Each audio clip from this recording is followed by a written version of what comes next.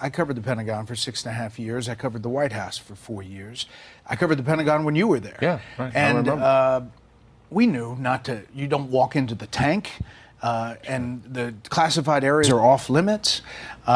We obviously were always trying to get the story from different elements, and there was a freedom, but everybody had badges with them. At the White House, I never walked into the Oval Office or the Situation Room. These are stipulations that essentially are changing the dynamic about how to get information and how they disseminate information. Yeah, I mean, it doesn't seem like the whole story is being told to our viewers here.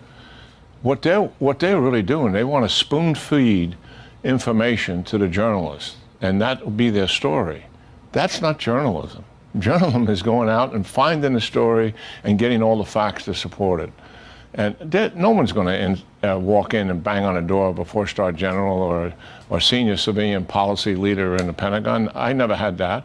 But I did have journalists chasing a story of something that was going on in the Army, and those things were legitimate. And if anything, what would frustrate us in times is we didn't beat you to it. And something bad is happening, and we're getting our act together to do it. And sometimes, you know, well, let's wait a couple of days before we talk about that, and you guys are on it. And that's journalism. And we know the stipulations about classified information, and if there are leaks or there are situations, there are investigations many times that lead to that.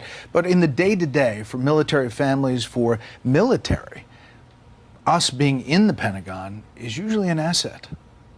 Yeah, I have never, ever seen it. I mean, when I was a four-star general, I insisted that all our new brigadier generals get a class a few days on what the role of the media is in an American democracy. These are often new generals. And then I wanted them to practice and get interviews and how to deal with the realities of this, because they have all these incredible warfighting skill sets, but dealing with the media isn't one of them.